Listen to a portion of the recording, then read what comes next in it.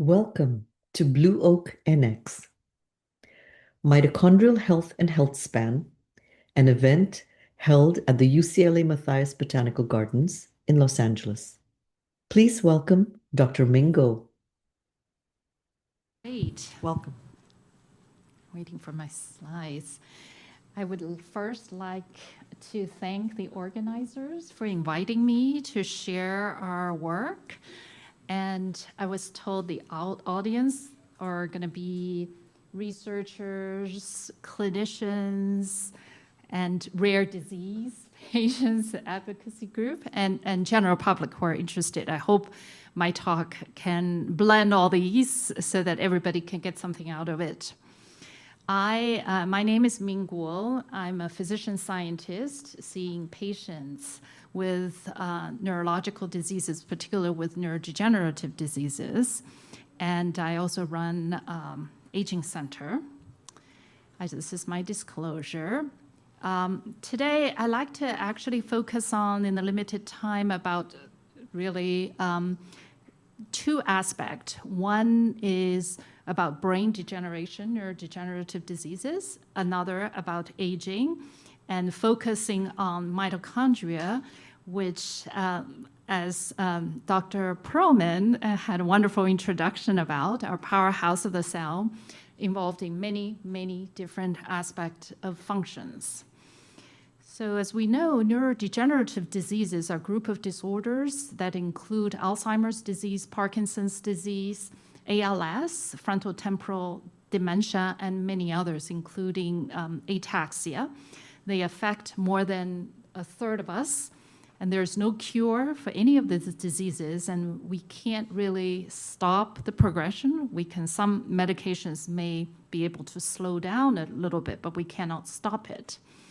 So how do we find cures for these neurodegenerative diseases?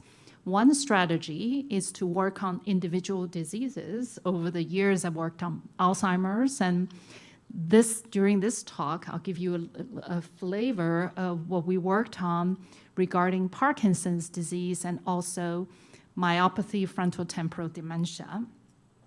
Another strategy is to delay aging itself, because as we'll tell you, so that delay aging would help us to delay many chronic diseases, including neurodegenerative diseases. In this vein, I will talk a little bit about removal of deleterious mitochondrial DNA. In the lab, we use various tools, including Drosophila, which are little fruit flies, and collaboration with mouse and human cells, and sometimes human samples. And focusing on, in this talk, I will be talking about largely mitochondria. So let me just first tell you the Parkinson's disease bit.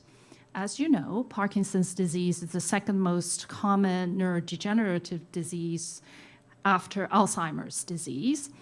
And it is the area that is called midbrain, which dopaminergic neurons reside. They degenerate. And then the treatment of Parkinson's disease, as we know of, currently in the market, is all dopamine replacement. However, I want to tell you that the pathology of Parkinson's disease is actually much more than dopaminergic neurons. There are a set of symptoms, as we all know. Tremor is called motor symptoms, tremor, slow movements, muscle rigidity, balance problems. And also, these patients present a variety of non-motor symptoms, including dementia, cognitive impairment, and depression, psychosis, sleep disorder, and many others. This just tells us that just dopamine replacement, as we're using in clinic, is not sufficient, because towards the mid-stage and end stage, other symptoms such as dementia and gait problems, which are not treated by anti-dopamine, by a dopamine supplement, may be more debilitating. So we need to understand a lot more to develop new treatment. I wanted to tell you that mutations in two genes known as PINK1 or Parkin lead to recessive forms of Parkinson's disease. What we found a while ago that PINK1 and Parkin, these two genes, tend to function together in a pathway, control the process known as mitochondrial integrity and quality. We're the first in the world to make this discovery. So currently there are many labs in the world are pursuing these studies. Let me just show you what we actually see. So the left-hand side is, as you know, the schematic image of mitochondria. And then, as Dr. Perlman mentioned, it resides in almost all cells. Each cell has thousands of them. If we look at each individual mitochondria in the middle, we would see this is bean-shaped organelle that has densely packed cristae. And in the PINK1 mutation as well as Parkin mutation, we see that clearly there's a very pronounced mitochondrial defect. So the mitochondria are actually not static. The morphology is maintained by a dynamic balance between two opposing actions. One is called fusion, another is called fission. Two mitochondria confuse into one. This is mediated by a protein called mitofussion. Conversely, one mitochondria can undergo fission, leading to two mitochondria. Without going to technical details, over the years we have found that PINK1 and Parkin leads to a process related to mitofussion, and also with DRP1, they can, through modulation of the mitochondrial dynamics, can improve the tissue health and suppress the phenotype of these defects related to PINK1 and Parkin. Here is one of technical slides showing that in the PINK1 mutant, which is sort of like a little patient, so to speak, this is obviously animal models. If we are looking at this background and asked, can we do something to reverse the pathology? The answer is yes. The red dots are cell death, and the greens are mitochondria. If in this background, meaning the animal with the little Parkinson's features, we can identify the suppressors that can make these features all removed.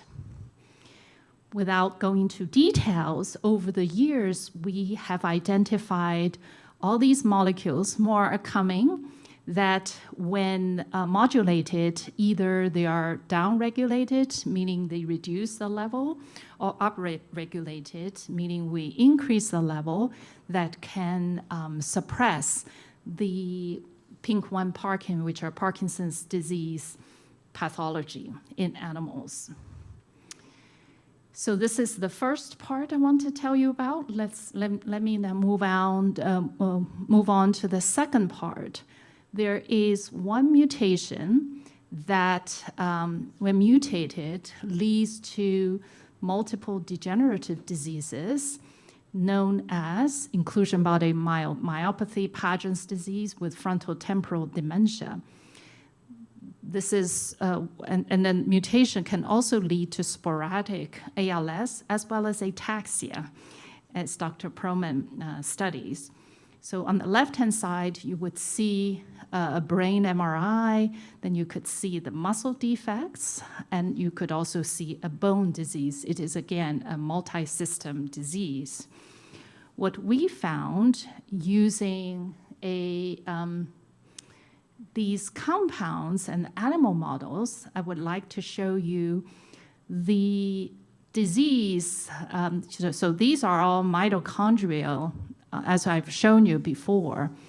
In the disease sessions, these are two types of the disease.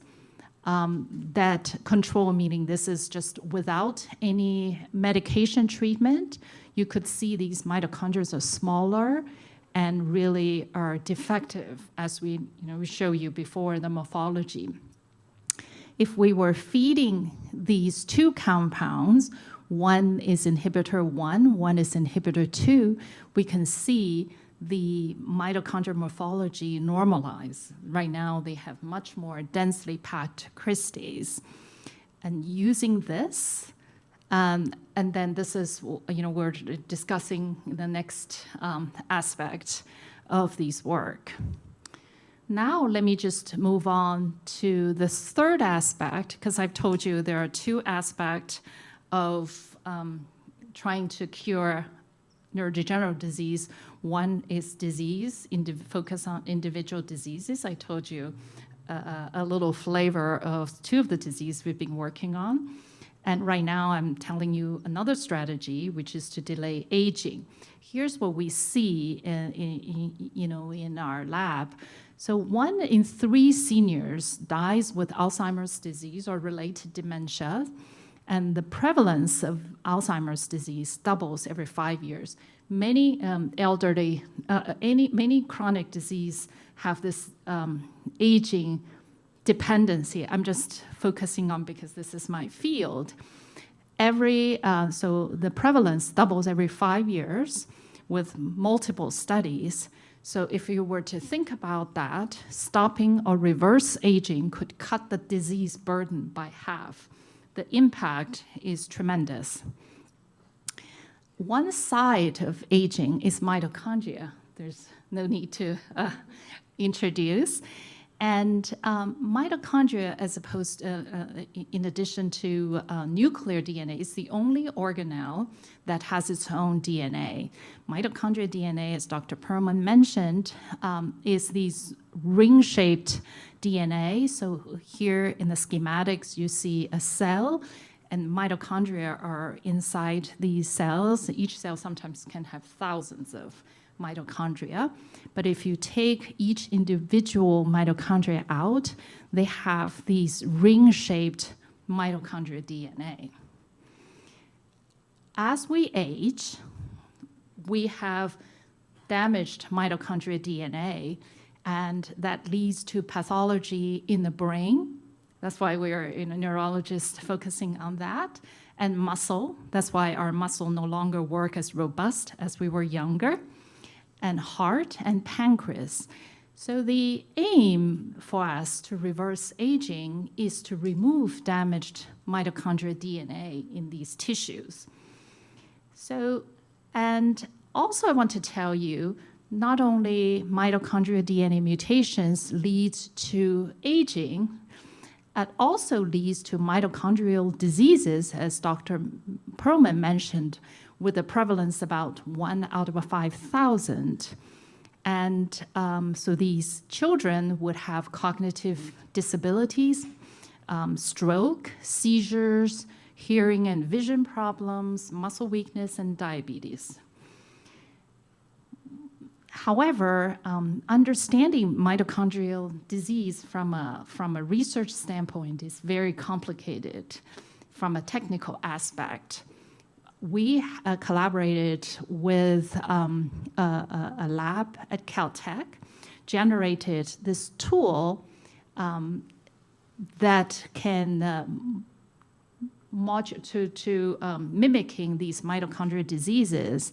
Let me just show you the slides. Each of these circles are like a cell. Then you have a round circle there, it's the nucleus. And then these green, these are blue elongated circles are mitochondria. These are wild-type mitochondria. When we were younger, we have more of a normal, healthy mitochondria. As we age, they accumulate mutated forms of mitochondrial DNA.